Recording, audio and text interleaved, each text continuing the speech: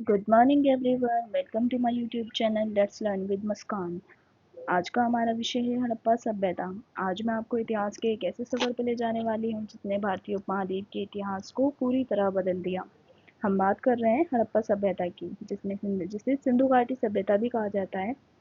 इसे दुनिया की सबसे प्राचीन नदी घाटी सभ्यता में से एक माना जाता है। लेकिन सबसे खास बात यह है कि यह हमारे उपमहाद्वीप की प्रथम नगरीय सभ्यता, फर्स्ट अर्बन सिविलाइजेशन थी।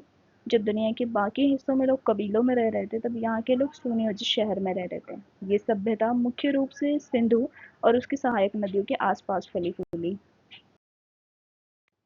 तो चलिए जानते हैं हड़प्पा सभ्यता के बारे में, जिसे सिंधु घाटी सभ्यता, भारत की प्रथम नगरीय सभ्यता क्यों कहा जाता है।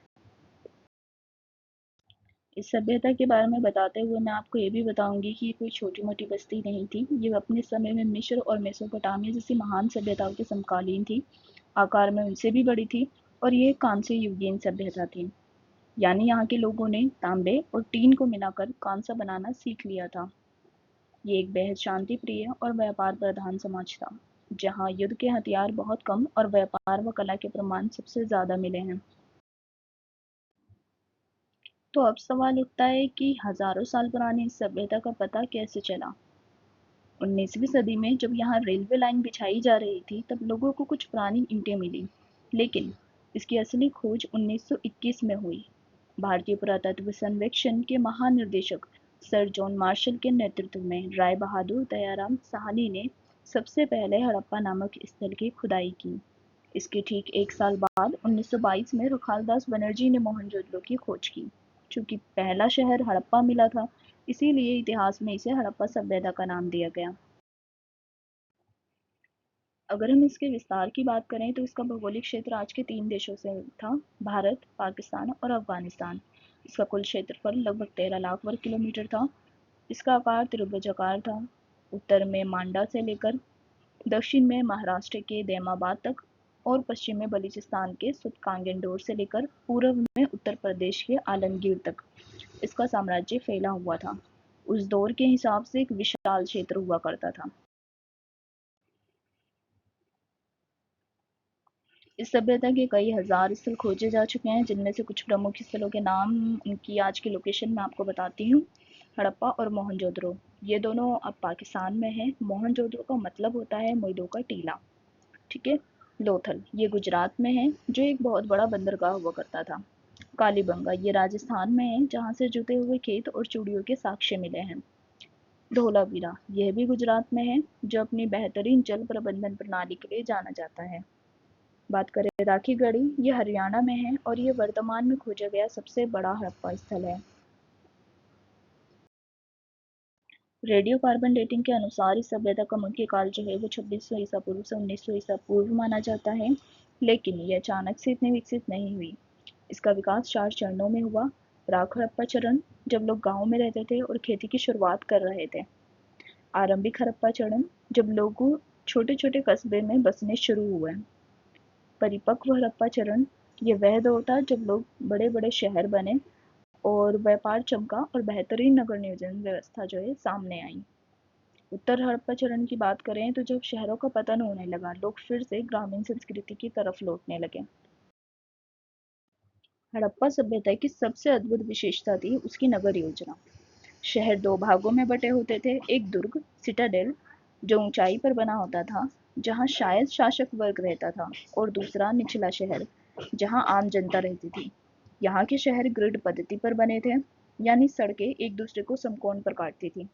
सबसे खास बात यह है कि घरों के निर्माण में पकी हुई ईंटों का इस्तेमाल किया गया था, जिसका अनुपात 4:2:1 होता था, जो आज के समय में भी स्टैंडर्ड माना जाता है।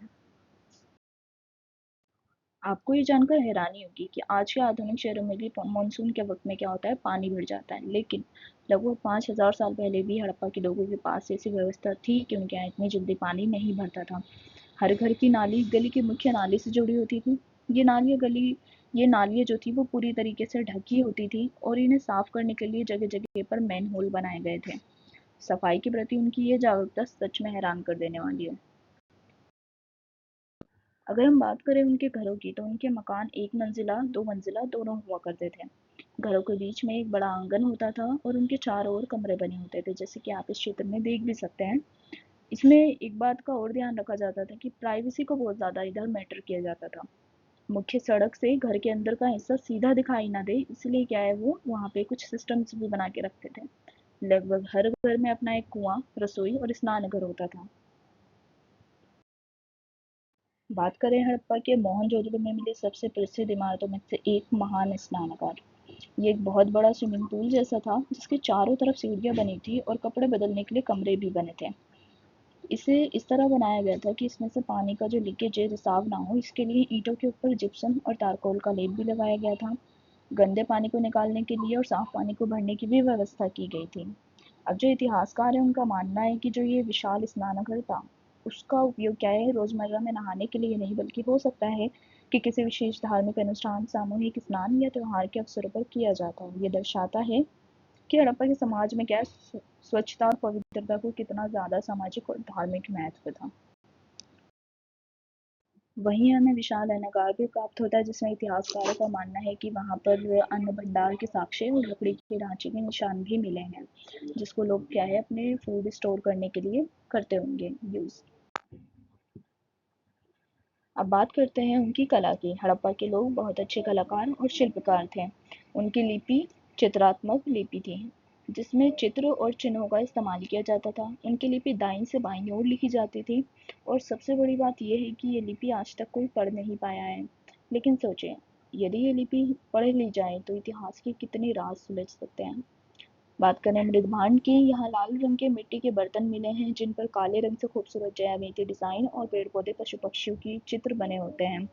इसके अलावा यहाँ से मिली कांसे की एक नर्तक की मूर्ति, डांसिंग गर्ल और सेलखड़ी से बनी दाढ़ी वाले पुजारी की मूर्ति उनकी मूर्ति कला का बेजोड़ नमूना है। इतने बड़े शहरों का पेट भरने के लिए कृषि बहुत मजबूत रही होगी। सिंधु नदी में हर साल आने वाली बाढ़ से उपजाऊ मिट्टी आती थी, जिसका फायदा किसान उठाते थे। वे मुख्य रूप से गेहूं, जौ, मटर, राई, तिल उगाते थे, जिनमें से कपास का उत्पादन सबसे पहले हड़प्पा के लोगों ने ही शुरू किया था। इसीलिए यूनानियों ने इसे सिंडन कहा। सिंचाई के लिए वे नदियों और जलाशयों जैसे धोलावीरा में तालाब मिले हैं, उनका उपयोग किया करते थे। खेती के साथ साथ पशुपालन भी उनकी अर्थव्यवस्था का एक मुख्य हिस्सा थी। वे गाय, भैंस, बकरी जैसे जानवर पालते थे। उनके लिए कुबड़ वाला सांड बहुत पूजनीय और विशेष महत्व रखता था, जिससे मोहरों पर भी क्या है बहुत ज्यादा बार देखा गया है। वे हाथी और गेंडों से भी परिचित थे, लेकिन घोड़ों के उपयोग के पुख्ता सबूत बहुत कम मिले हैं। Thank you so much for watching my video. Please like, comment and subscribe my channel. अगर आपका कोई भी डाउट है तो उसे कमेंट सेक्शन में पूछें।